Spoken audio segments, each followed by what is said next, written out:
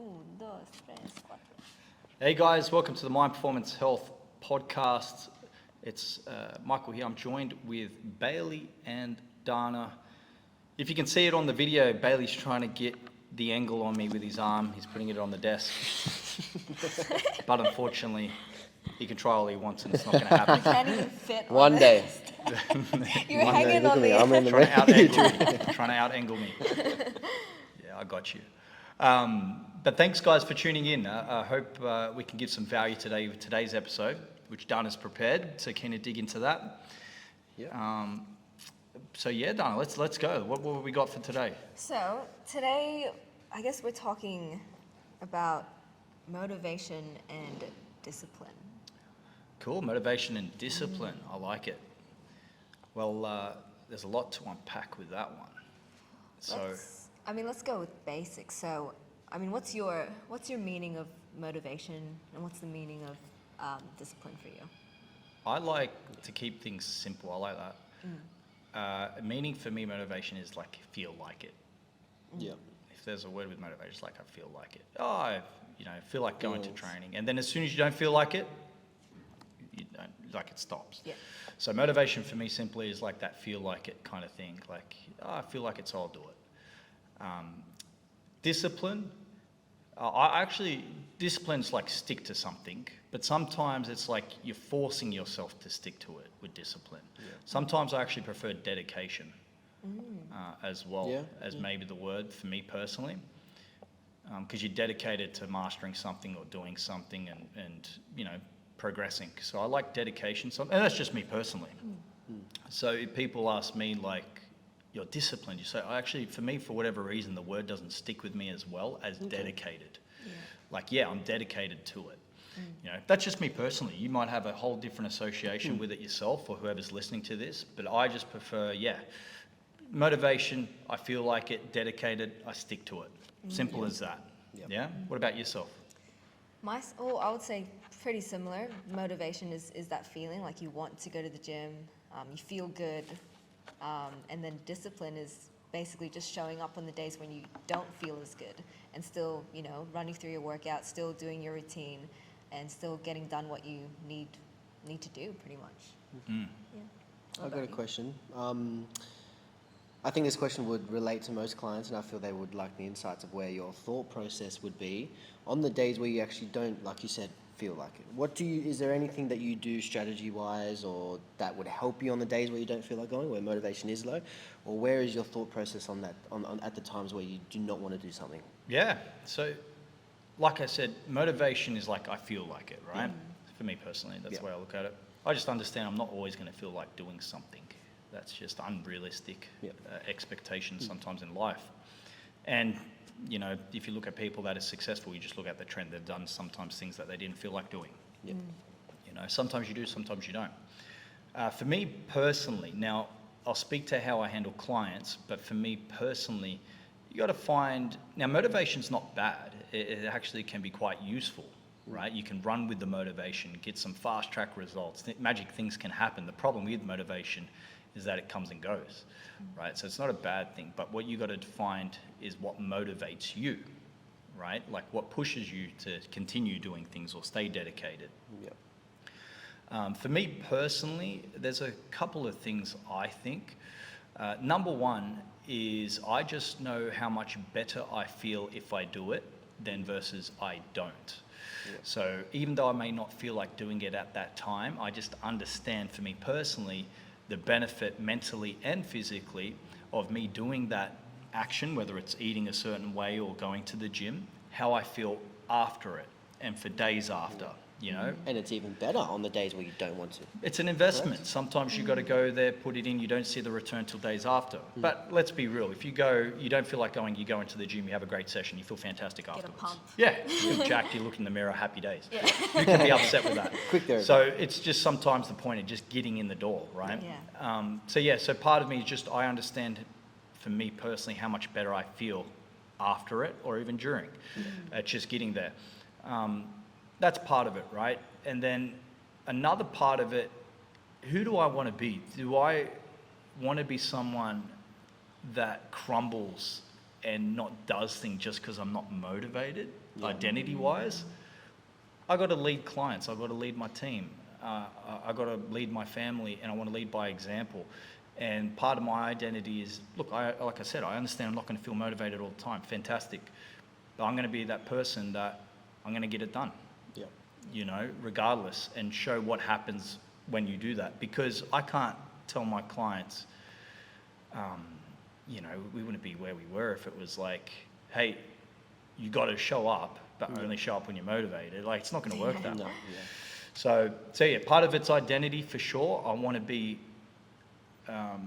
this type of person, you know, that takes action, doesn't rely on it. And also too, I just understand that, yeah, if I go to the gym and work out, how good do I feel afterwards, you know? Yeah. So yeah, motivation's a very powerful tool. But we'll get into, do you want me to get into how I cover clients with it now? Yeah. Or do you want to run through what you guys feel first for yourself? No, you go. Yeah. I'll you finish go. my side? Yeah, Yeah, yeah, that's fair. you go. Like I said, that's what works for me. And I'll be curious to hear you guys, what works for you in a second. But that may not always work for someone else, Yeah. right? So when it comes down to clients or yourself listening to this podcast or episode or watching, however you're doing it, you got to figure out what works for you. Fear is a motivator. If I put a gun to your head and said you need to work out or something of value, you will do it. You know, or if I said I'll give you $1 million if you go to the gym for once, you will go to the gym no matter how you feel. You're motivated to go because there's something there, right? So sometimes leveraging pain can be a motivator, whether it's a health metric that's not good that can impact your longevity, vitality, whether it's, you know, not performing for your family, not being the best for your family. That's pain, right? Pain will motivate you to do and take action, right? Sometimes the problem is people don't future forecast that pain. They're in the now, but they don't think where they'll end up in 10 years. Very simply, if you got a weight loss goal you're listening to this to right now, and you want to lose weight, you're not losing weight, you've plateaued. In fact, if you look over the last couple of years, your trend is going up. You imagine the next 10 years if that trend continues. Will it be another 5 kilos a year, 10 kilos, 20 kilos? All right, maybe you put on 20 kilos in the next 10 years. How would you feel? And that's 20 kilos of fat. How would you feel when you look in the mirror? How will your confidence be? How will your health be? How would you be more confident? Put on that dress, put on those clothes, put on that t-shirt, put on that singlet, take your shirt off at the beach? No? Well, might as well take action now, because how would you feel if you took action now, you reverse that project and end up in a better place? So it's important to find out what causes pain, I think, and leverage it in a positive way to get a positive result for clients.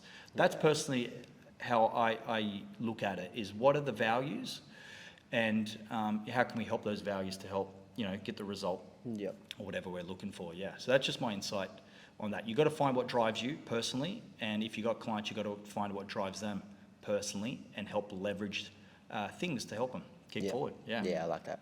I like that. Yeah. But yeah, that's just my insight on how I work. What about you guys? Dana, what about yourself? What keeps you motivated? What keeps me motivated? Oh, well, like I said, what are your thoughts motivated? Well, not motivated, because that was a completely wrong thing, because obviously we just said it goes off and on. But what I mean is, what keeps you staying consistent? Consistent.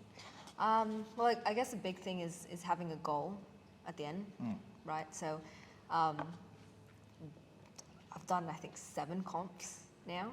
And there's a reason why I keep doing it. It's just having that goal at the end, you know, a reason as to why I'm training, a reason as to why, if I'm eating chicken and rice, just having that reason and reminding myself that there's a purpose as to why we're doing this. And I guess on the days that, you know, I'm not motivated and I don't feel like going to the gym, I just more so remind myself how lucky I am that I do have the opportunity to go. And I imagine, okay, imagine if tomorrow you could get sick or something could happen, and then you'd be like, shit, I wish I went to the gym when I had the chance to. That's more so my thought process if I don't feel like going to the gym, or if I don't feel like getting something done. Another thing is something that I say more so to my clients is, you know, sometimes you don't feel like going to work. Sometimes you don't feel like taking care of your kids because you're tired, but you still do it anyways, right? Same thing with your training. You're not going to feel like going to the gym every single day. You're going to have some off days, sometimes even off weeks. But it's more so thinking about, I guess, why you're going and almost like the light at the end of the tunnel. Like, what are you going to gain out of it? Yeah, sorry, Bailey. Why My are you stomach, laughing my at stomach, me? my You're stomach. making me nervous. No, She this was is a great, very you good were thing. good. But what happened I'm so was my sorry. stomach I heard a growled giggle on because my- I'm doing intermittent fasting. My stomach growled. Bailey looked at me. Oh, Then my, once my again- cheeks started You going did red. great, I'm no, like, you did great. guys, did I His say stomach something grumbled. Stomach was wrong? growling. But anyway, yes, continue. You Well, continue. that's pretty much it. Just seeing that, seeing a light at the end of the tunnel. Why are you going to the gym? Why are you showing up? You know, and then also comparing it to, you know, like other aspects in your life, like other responsibilities, like having to go to work. If you don't feel like going to work, you still show up. Yeah, no, Yeah, and I I, agree. what I really, one of the biggest takeaways from that I really liked, Dano, is you look at that going to the gym as an opportunity. It is, yeah. And you get the opportunity to go. It's not like I have to. It's like you get the opportunity because you don't know what will happen. Exactly. And Yeah. not everyone in the world has this opportunity. Yeah, Yeah. it's So- super. Exactly That's right. interesting. See how it's like, it's Different curious to see how perspectives you. of it. Yeah, I like Yeah. it, but I agree with it, and I Yeah. totally agree with it. Yeah. What about yourself, Bailey? Yeah, so for myself, how I like to look at it as, yes, motivation is a great tool, okay? It is, but how I like to look at it, okay, when motivation isn't there, it's testing me. I look at it as a test, or I tell myself it's a test. Okay, I don't feel like going today. And like I said, it's now, I feel like it's going to be a test now of how much I do value training, or how much I do value. Well, let's take a step back. There's always, you started everything for a reason. You went to the gym, there's a reason for why you went to the gym. There's a reason why you're choosing to eat this certain way, okay? Whatever that reason may be, obviously it's a good reason, or it's a reason because you needed to change. There's obviously a reason there why. So I like to always take a step back and look at that why when motivation isn't there, or when I don't feel like doing something. So I look at it as a test. Going to the gym when you don't want to go is like, cool, you've passed the test. I do value this a lot. That's why I'm going. I do value this nutrition, the way I'm going about it. I value that so much, where I'm doing it where I don't feel like it. And I like to think as in discipline or dedication, as Mick says, is in a way where, well, my definition of discipline is doing something you hate, but doing it like you love it. And and explaining that to clients, and they look at me like, oh, wow, yeah, okay, that makes sense. At the end of the day, I talk to them of what's your why, and we talk about the why a lot on the days where they don't feel like doing it, and sort of brings them back into a mindset where they need to be once they start to slowly get out of that when motivation's not there. Because a lot of people do rely on motivation. Like Mick said, it's okay because it's a tool, but when it's not there, that's when it's important. And what are you going to do when it's not there? Because I feel like that's when it matters the most. It's going to test you of how much you love it, test you how much you value it. So for me, that's enough for me personally to get it through. But for clients, it's mainly a conversation of bringing their why back into it. Why did you start it? Why? Like, why? Then they bring up all these conversations of why they wanted to do it. I need to make a change in this way. I need to do this. And then all of a sudden, by the end of the conversation, they've reminded themselves, or let them say it, not me, but reminded themselves of, yeah, I still need to go today then. Good. I like that. And bringing that important conversation of what their why was, I think is very, very important. Yeah, and once again, like what I picked up with you, Bailey, you brought it up a couple of times. Test.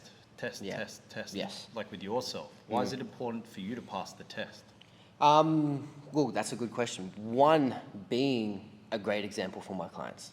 That is a big one. Two, of course, showing up for yourself. You've promised yourself that this is the end goal. You've promised yourself this is what you want to achieve. You've told yourself how much you want to do it, how much you love it, and there's a certain way you want to look, or there's a certain thing you want to achieve. And I feel, like I said, once the time comes and you don't want to do it and the motivation's not there, everything that I just mentioned is at a test. Is now at a point where, okay, it's whoever's tested, the universe, everything, anything's testing you of how bad you want it. Cool. Yeah. And that's enough for me personally. That's really awesome. I really like that as well, because that's going to happen. Like we said, when It's always going to happen. yeah, it's going to happen. So you view it bit of the game where it's like, hey, this is a test. I don't feel like doing it, but I know for me to become who I want to be, Yep. this is a test to see if I really want it, Correct. and I'm going to pass the test. It's a cool way of I looking like at it. Yeah. So very different kind of perspectives. like Yeah, Yeah. all three I like different. it. That's Really why good it was topic. important. Yeah. And really cool takeaways. Some overlap, but some are just different. But we all agree Yeah. Yep. in a way to do it. So, and I think that's important for the audience to understand as well. Is everyone's a little bit different on what may keep them consistent and also how they view it. Yep. But at the end of the day, it's you got to be consistent. That's the rules of the game. How you get to where you want to be, you got to be consistent. Now, Chris is waving to us, the boss man behind the camera, saying, "Hey, time's up." He puts his thumbs up. So we might unpack this one for final thoughts and then wrap it up. But guys, any final thoughts? I think we touched base on everything, but I really liked how it was 3 different perspectives on this one yeah. topic, Yeah. which I feel like why it's very important and why this topic is very broad. And I feel I'm glad that it's good that we touch base on 3 different ways Yeah, of going about this it. was a pretty valuable one. Yeah. I feel. Yeah. And really cool to see your insights, guys, and also to, I think just understanding, find out what works for you. Yeah. Yeah. Find out your why. Be aware, like you find out your why. That's all cool. Approach it maybe like a test to see if do you really want it. And then also, be grateful for the opportunity, like you were saying, Dana, that you get the opportunity to do these kind of good one. things and look at it in that perspective. And also, too, if you've got a goal and you want to be consistent, realize what will happen if you don't. Look at the trend of what you're doing at the moment. Where will you be in 10 years? So thanks, guys. We've got our phone ringing here at My Performance Health. It must be someone who's ready to go by listening to the podcast and listening to it. They're like, hey, I'm They're motivated. ready. I'm ringing up right now. But they'll leave a voicemail in a second as we wrap it up. So, guys, thank you for tuning in. It's Michael here from My Performance Health. If you want to learn more, please visit www.myperformancehealth.com.au. See you in the next one. See ya.